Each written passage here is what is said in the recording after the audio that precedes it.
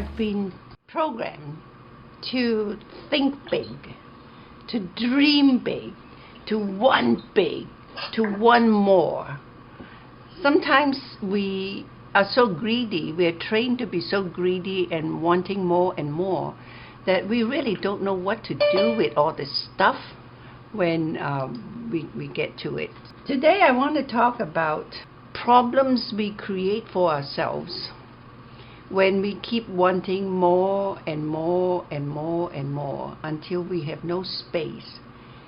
And one very interesting thing that in all my travels I find most unique in America, I don't see that in other countries I have visited. Everywhere you go, you have buildings that people rent rooms to store junk.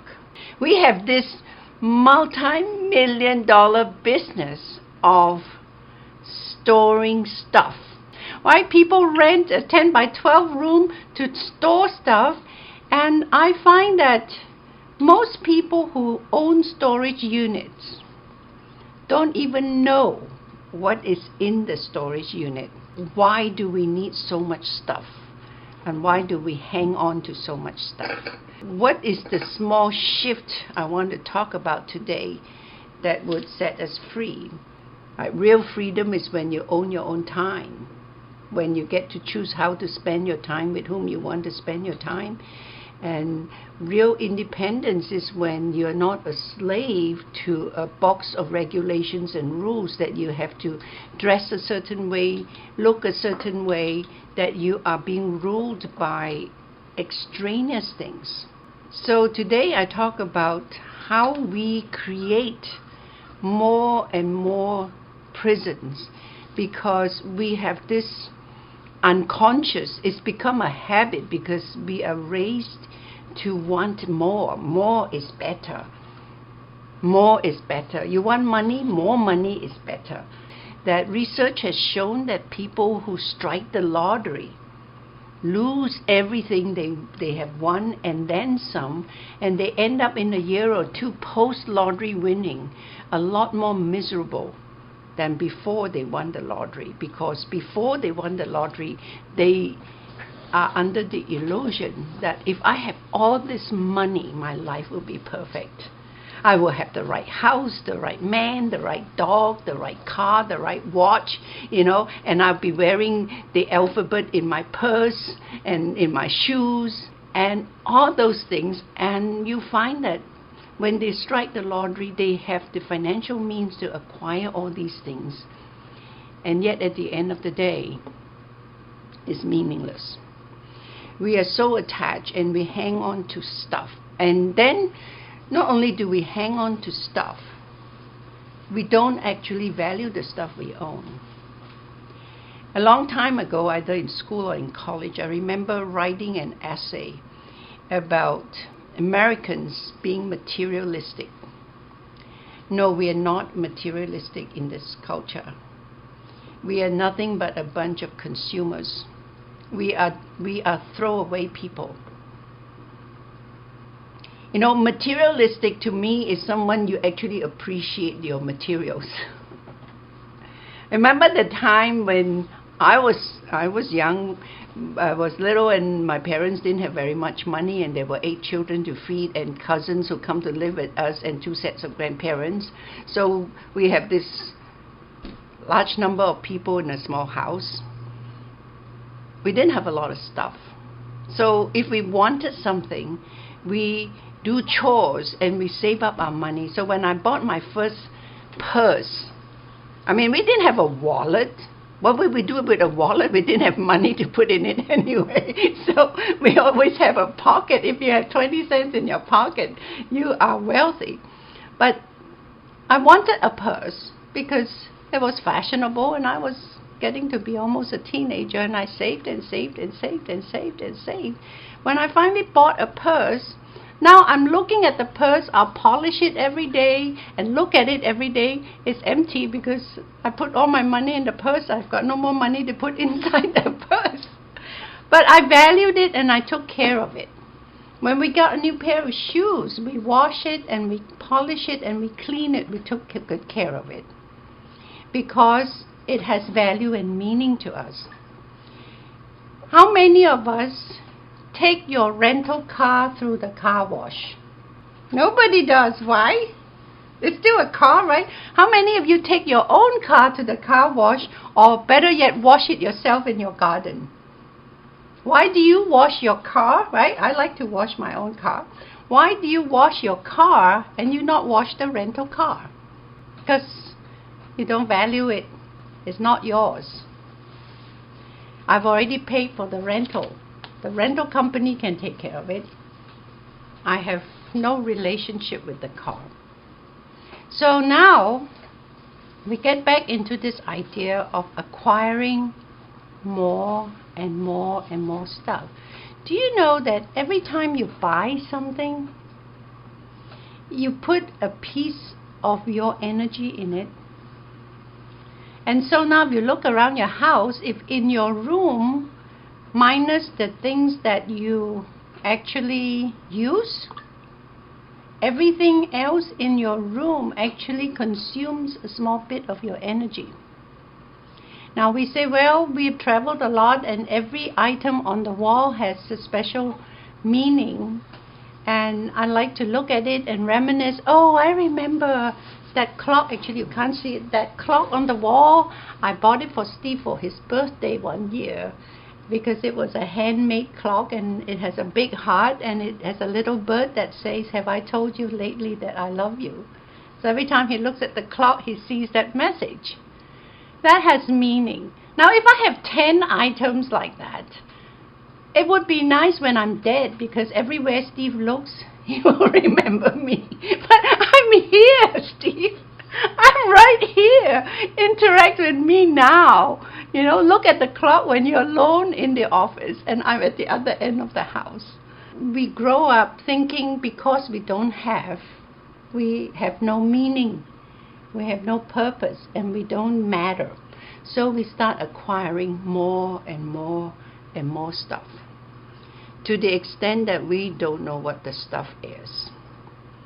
And I once worked with a client who, after I've done sessions, she wanted me to feng shui her house.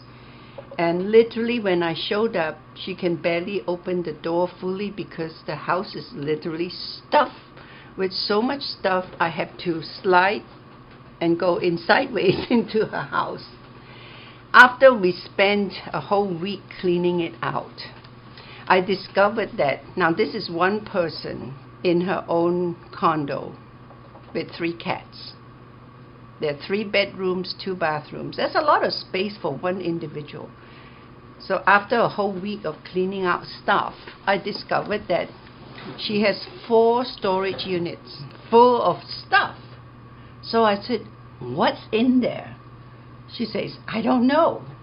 How long have you been paying rent for 4 units? Back in the days, about $100 rent a month, whatever it was.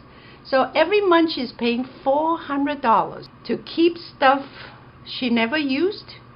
Don't know what's inside. And she has debt.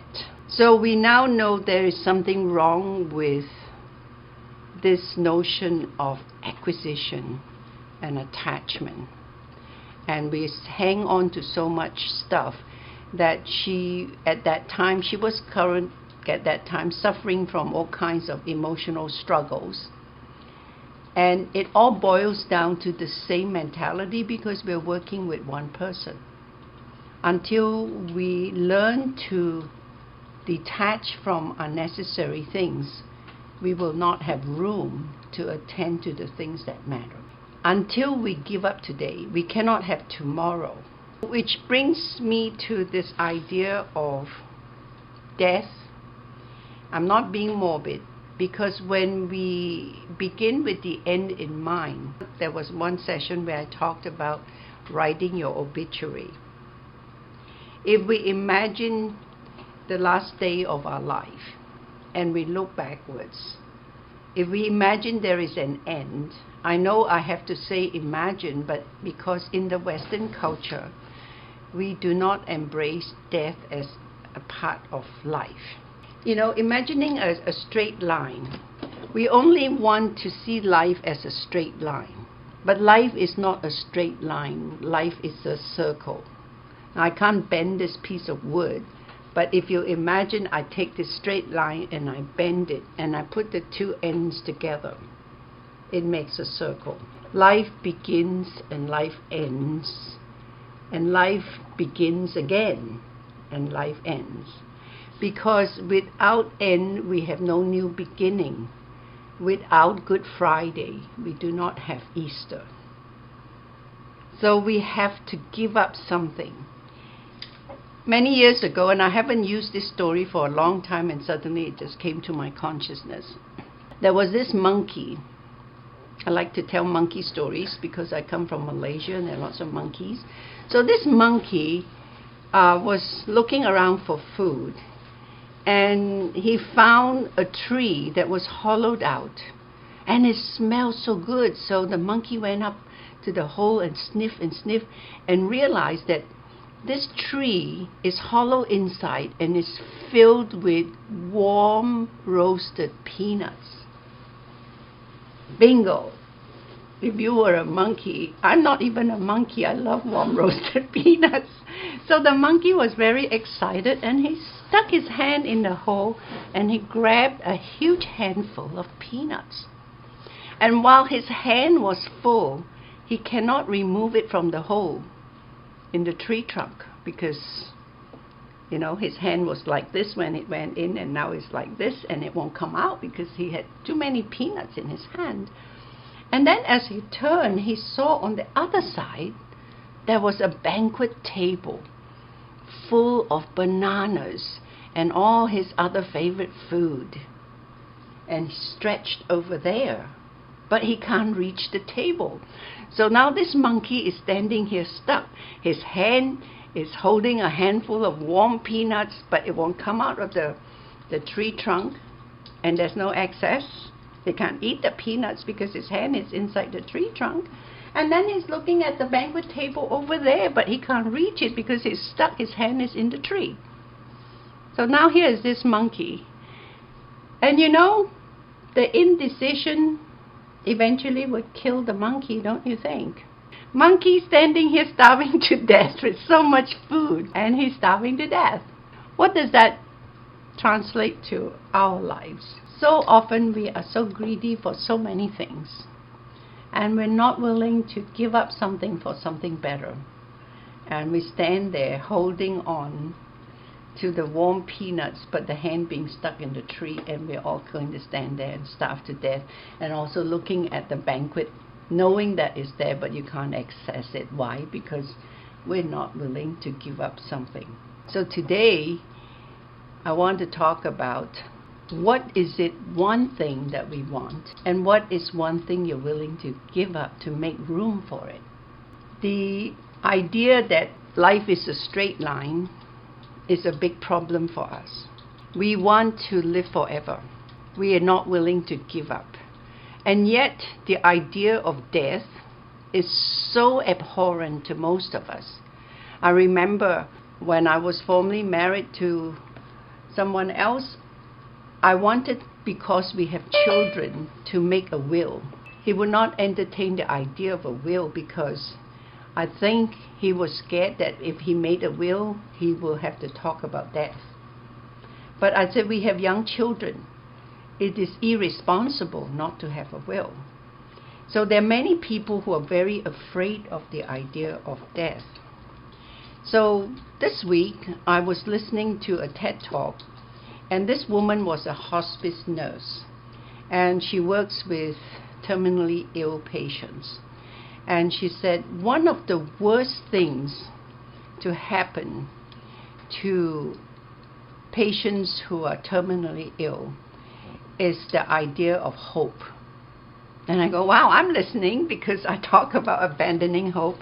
And she said, it is hope that actually causes more suffering, because many times these individuals need to know that time is near, And it is a better death if they accept it and be able to prepare for it than to try more and more and more interventions that make them more ill and compromise the last bits of their lives, because people don't talk about it.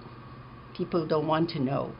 And sometimes people say, well, it's a good idea not to tell your father he's going to die. It's something we want to entertain ourselves. Do we want to know if the time was near? I have long prepared for my death years ago. The first time I encountered the loss of a sibling. It's not a good thing, but it's still not so bad to see someone who's dying or died at the age of 99. My grandfather died in his sleep at the age of 97. It's still sad, I still miss my grandfather, but he's had a good long life.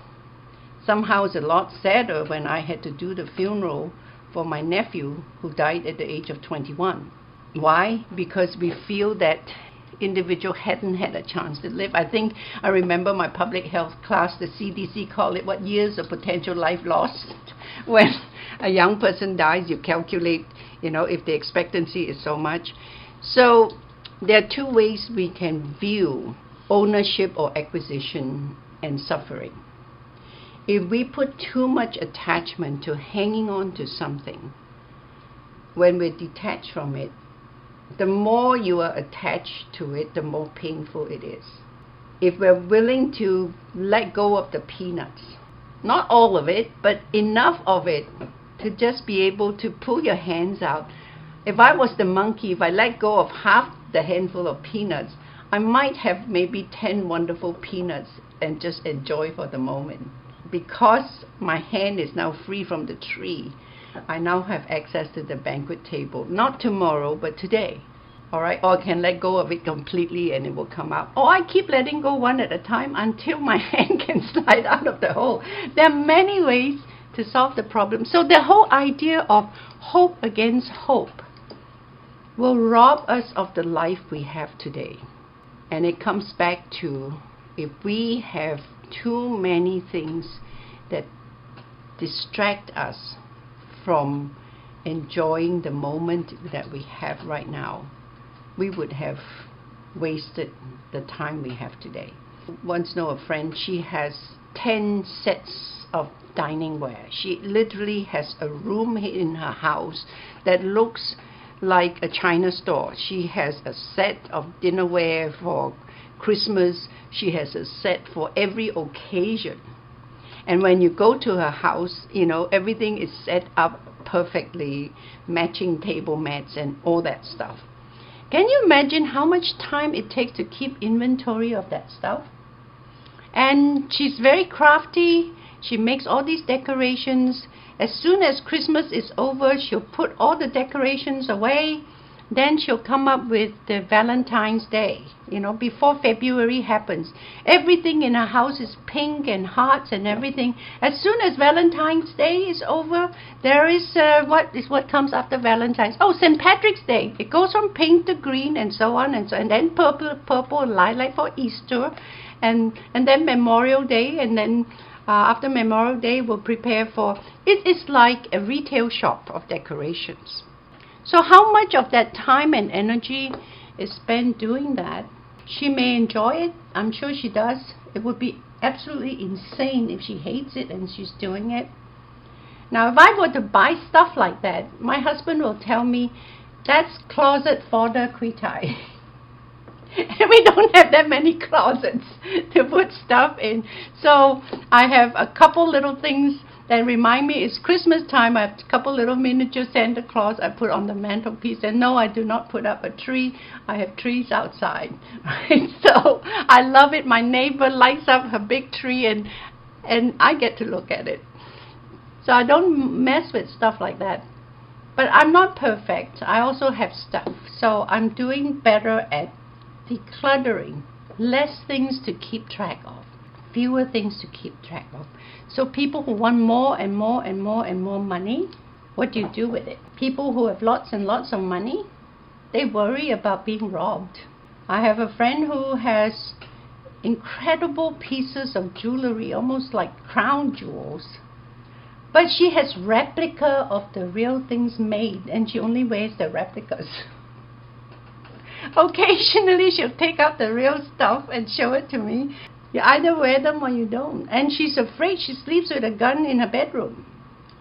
I do not sleep with a gun anywhere. So what is real freedom to all of us?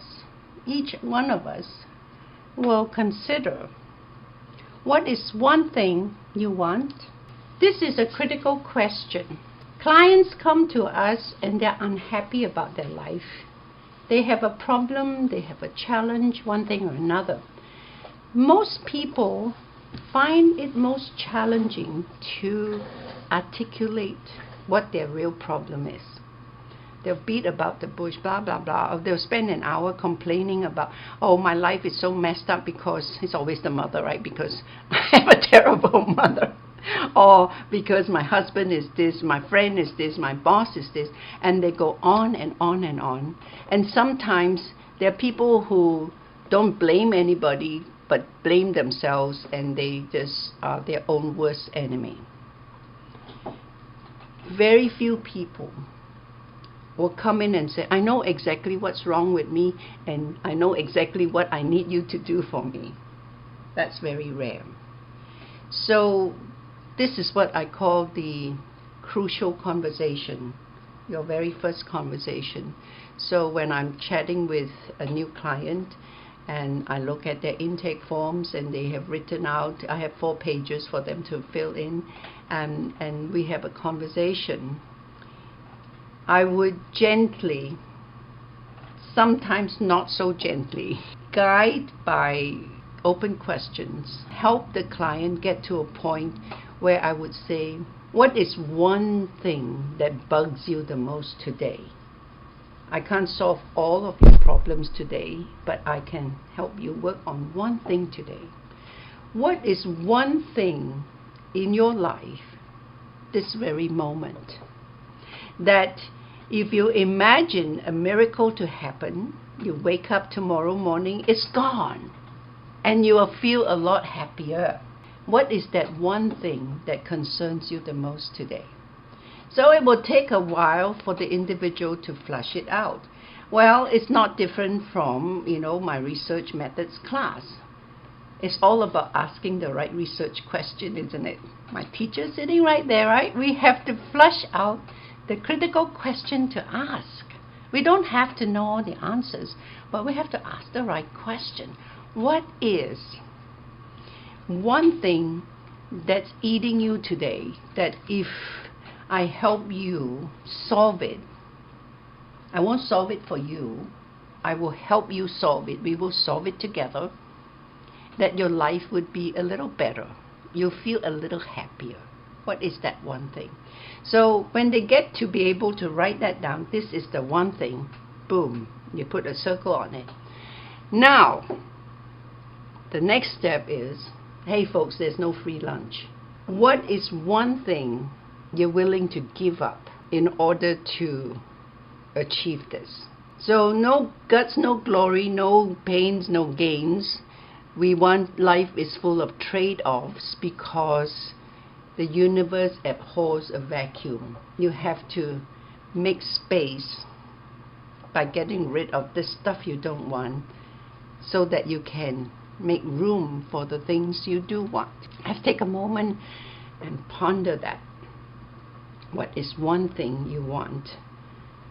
And what is one thing you're willing to trade for? Today, just a very small thing. What is one small thing that's eating you today? Now, in my intake form, I also ask the next question, what are you not willing to give up? There are some things that are not negotiable. For me, I know my husband's not negotiable. Remember the movie, The Indecent Proposal? Robert Redford offered Demi Moore, who was happily married to her husband, $1 million to spend a night with him. And the husband, they were just starting out, he was a new architect. And the husband said, $1 million, do it, do it, do it. We can build our future on it. The wife didn't want to. The wife said it's not negotiable. I'm not going to spend a night with another man for $1 million. But the husband said, no, you must. It'd be good for us. So be careful what you ask for. So she took the $1 million and spent the night with Robert Redford. And I thought, how? Robert Redford asked me when I was young then, I may not need to take that $1 million. But just a joke. So she did. Guess what? The husband has to pay for that $1 million. He lost his marriage. He couldn't stand the idea. And the wife would not tell him what they did that night because she said, that's none of your business.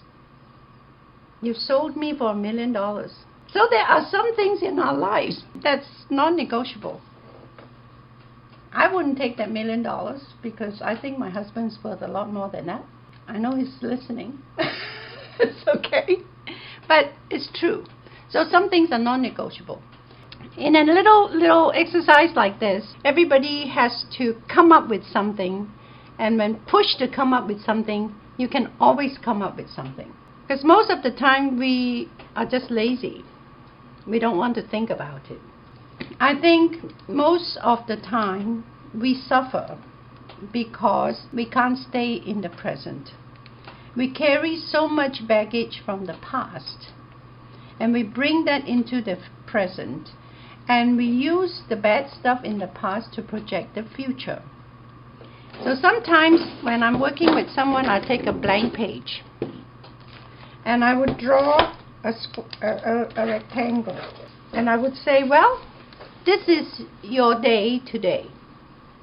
What percentage of this day do you spend worrying about the past? Just give me a number.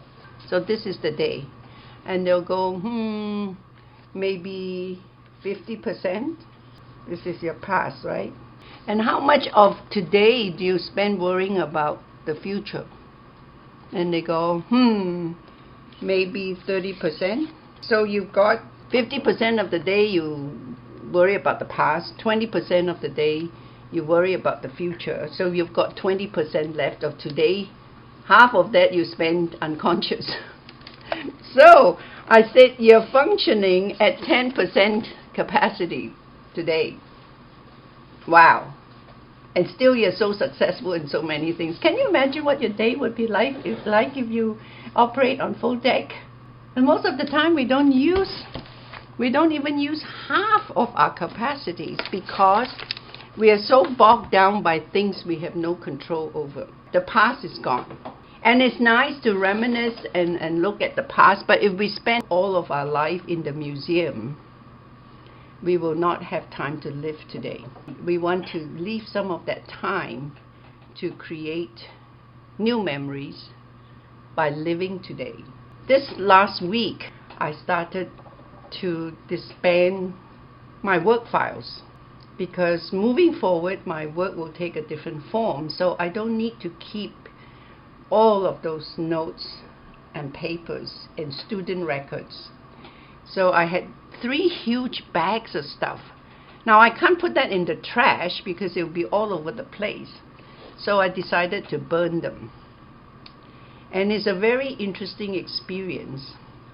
I take it out to my fire pit in the backyard, and as I put the papers in the flames, I notice what they are. And some of them were student papers, some of them were tax papers, receipts, and it is like letting go of several years of my work life. And it felt good saying goodbye and blessing them. And there's something very magical about seeing the transformation of pieces of paper into smoke. And at the end of 3 bags of burning, I just have a pile of ashes. And I come back into the house, take a shower, and I sit down with a cup of tea, and I thought, wow, I didn't lose anything. I'm not any less of a person because I don't have those papers. It's gone. It's incredibly liberating. It's like, you know what? It's gone. And I'm still here. And I have not changed because I no longer have those papers. Right? I've kept them for years and years and years. I've never looked at them. And now I've released them back to the universe. And my students' papers, their reflection papers, And not academic students in the university. This is the last 16 years of my hypnotherapy life. And burning those papers, it was liberating, and I had stacks of extra handouts I was saving for God knows who, God knows when. Don't need them anymore. If I ever teach a class like that again, I would have new slides. I wouldn't need to use them again. And besides, I have electronic copies. I think my next phase is to clean out electronic files. That's another big task to do. What I want to share is that you see these 3 huge bags. I should have taken pictures of them, of papers, reduced to a pile of ashes. The transformation is such that energy is neither created nor destroyed. It just takes a new form. All that stuff turned into ashes. And I'm still here. I still have that knowledge. It didn't go up in smoke. I can still access that knowledge. It didn't go up in smoke.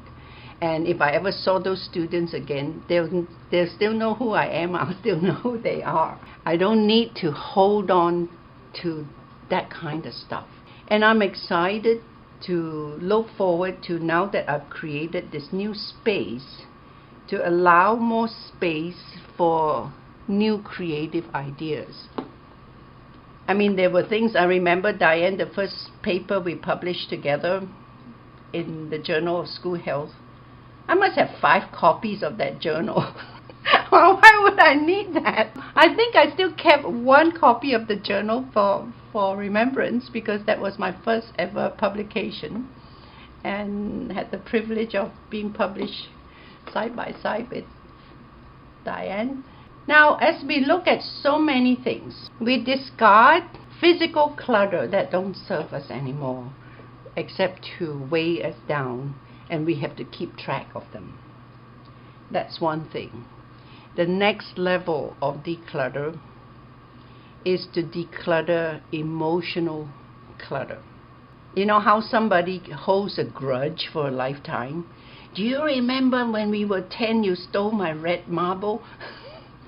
And they're in their 60s, and they still remember that. It's like, holy cow, if you have room in your mind for things like that, you must have really missed out on your life. Let it go. It was gone a long time ago. So there are many emotional things we have to let go of, particularly in personal and intimate relationships. Because as we go along in life, there are going to be people who are wonderful to you. There are going to be people who are cheese suckers in your life. Make a choice. Let go of all the things that don't serve you. If the people that you know mean something to you, then make it work. Make it meaningful. Talk to them. Connect with them. I have friends that I know for years and years. I go back to Malaysia and meet my high school friends. We go out to lunches as if it was only yesterday we last saw each other. And yet 50 years had gone by. And then yet there are people who have stayed in neighborhoods for years and nobody knows anybody. So you sit down and you do an inventory. I actually did that when I had to reinvent my life. I moved to Texas. One day I took out my journal. I give myself a timer, and I wrote down as many names as I can write down on a piece of paper. People I know. Filled the whole page with as many names as possible. When that got done, I looked at it and I took a red marker and I circled the names that are really meaningful to me, that I want to spend time and energy continuing relationship with. And then I also underlined the names of all those people, actually cross out the names of all those people that I don't need to be spending any time and energy on. Just delete that, because life is too short. If I'm spending time with you, know that it's because I choose to, it's because I care about you. I don't have time and energy to care about all the people in the world and make it count. And so hopefully in my engagement with you, you've gained something, and you take that something and you multiply it. And I know I'm going to ask Gilbert to do something. Take my love back to your unit. They would remember that we had met briefly and tell them I think about their work and their safety a lot.